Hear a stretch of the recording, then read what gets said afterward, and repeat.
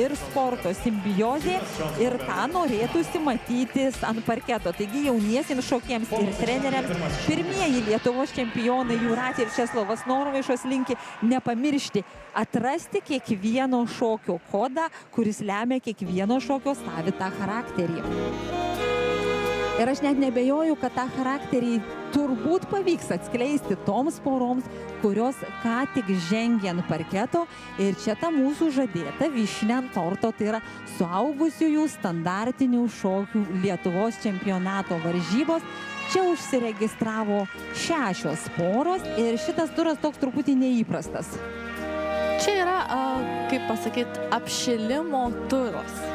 Na, iš tikrųjų, organizatoriai varžybų nori leisti pasigėrėti, man atrodo, žiūrovams porų aukštų, labai aukštų meistriškumu. Bet aš manau, jį daro ne veltui, nes aš pati iki dabar šoku ir iš tikrųjų iš karto sušokti finalą ir parodyti savo geriausią variantą yra labai sunku. Ir duoda šokėjams apsipras, pajaus parketą. Nes dažniausiai varžybos, kai vyksta, mes turim 3 ir 4 ir 6 turus, tai finale mes rodom geriausią variantą. O iškart finalą sušokti ir teisėjams įvertinti viską iš pirmo karto yra gan sudėtinga. Na tai čia visiems toks ir šokėjams, ir teisėjams, ir žiūrovams yra apšilimas ir visos tos poros jos sušoks 6 šokius. Teisėjai stebi, bet šiuo metu atrodo, kad nevertina. Na ir vėlgi, pasikeitusi šiek tiek yra sudėtis. Jau Indrė, kadangi su tavimi mes kalbam, tai daug metų čia mes ant parketo matydavom ir judu su Edgaru. Iš tikrųjų, tai. Ir dabar pirmi metai, kuomet tu kitoj pusėje. Ir iš tikrųjų, kiek prisimenu, bent jau, jeigu gerai prisimenu, esu tik vieną kartą šokus, va taip, kad iš karto reikėtų finalą. Dažniausiai būdavo pusfinaliai. Tai va ką ir minėjai, suaugusių grupėje galbūt ir pamažėjo porų. Ir, na, mes iš tikrųjų, jeigu dabar pradėsim netrukus be abejo ir pažinčiai su šokėjais, tai iš nuo praėjusių metų podiumo čia nėra. Praėjusių metų Lietuvos čempionų Georgijaus Kalašnikovo ir Domilės Šemeškevičiūtės, dėja jie, nusprendė baigti savo partnerystę ir šiuo metu nedalyvauja varžybose. Taip pat čia nėra praėjusių metų bronzos medalių laimėtojų Edgaro ir Indrės Baltaragių, kurie šią vasarą iš mėgėjų sporto pasuko į profesionalų kelią. Ir apie tai dar irgi būtinai turėsiu tavęs paklausti. Na, bet čia mes matome Lietuvos vicečempionus praėjusių metų, taip pat finalininkus. Taigi, na, nežinau, dabar turbūt kviečiu pasigėrėti suaugusių tango, nes ir muzika yra jau nespėjau, labai muzika yra nuostabi. Stebėjau, aš irgi pati žiūrėjau, kaip atlieka visi šokėjai rimtai nusiteikę, matau. Pasiruošę ir nuo pat ėjimo į parketą rodo, kad jie visi yra lyderiai ir nori šiandien nugalėti. Ir iš tikrųjų, na, jeigu jau taip žiūrėti į tarptautinio, į pasaulio reitingo rezultatus, tai čia gal ir mes galime matyti favoritus. Bet ką noriu pasakyti yra, matau ir naujų porų ir labai jaunų. Galbūt viskas yra į ateitį ir gal šiais metais jie rinks taškus ir kitais metais irgi galbūt bus top 20, top 10. Nes iš tikrųjų, na, mes labai gerai prisimename turbūt tą laiką, kada Lietuvos čempionate buvo varžomasi tik dėl vieno medalio, nes pirmą, antrą vietą dalindavosi Evaldas ir Ieva Sodeikos bei Vaidotas ir Veronika Lacičiai. Aš tą prisimenu. O kitiems jau belikdavo varžytis tik dėl bronzos. Tai, na, šiuo atveju tikrai tų vietų ant podiumo yra šiek tiek laisvų, šiek tiek daugiau. Irgi atsimenu finalą su Lacičiais ir Sodeikom.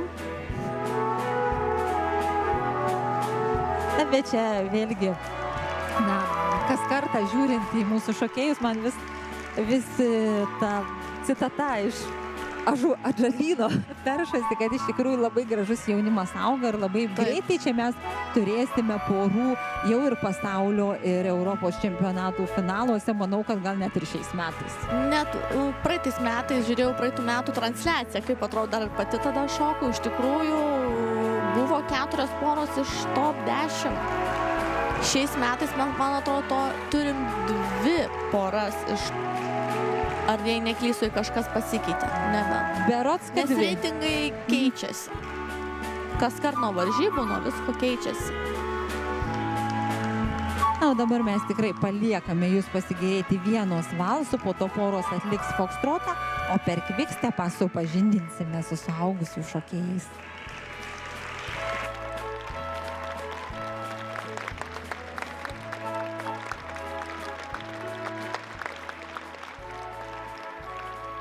Fokstrotą.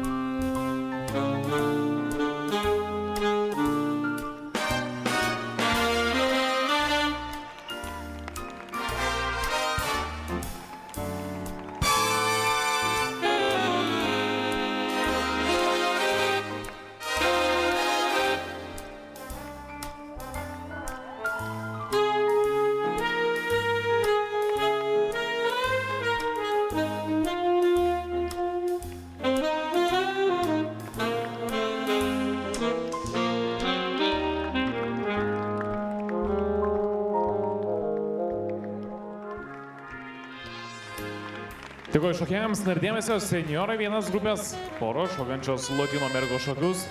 Būkite pasiruošę, netrukus jūsų varžybų startas. Na ką, Indrė, laikas susipažinti turbūt su tais finalininkais. Ir čia tas apšilimas, dar papasakok truputį, kaip vyks finalas. Finalą šoks šokėjai 2 solo šokius. Šiais metais solo šokis yra Vienos valsas ir fokstrotas. Ir šokėjai yra vertinami balais, ne taip kaip anos grupės, nes ir pasaulio ir Europos čempionate irgi vertinami šokiai balais.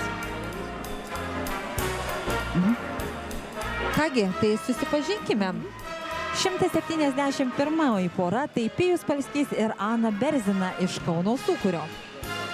Jauna pora, nauja pora. Jiems šitas čempionatas yra debiutas. Tarptautinėse varžybose jau yra šokę, bet Lietuvos čempionate pirmą kartą. Na, o čia tikrai ne debiutantai. 175 duetas Simonas Eikauskas ir Liucija Norušaitė iš Kauno Sūkurio ir Panevėžio Rumbos. Ir kiek žinau, jie šoka nuo pat mažens, kiek aš juos prisimenu. Nuo vaikystės šoka. Kartu. 177 pora Aurimas Meška ir Ainė Rutkauskaitė iš Kauno Editos Daniutės šokių studijos. Irgi jauna, graži, elegantiška, perspektyvi pora.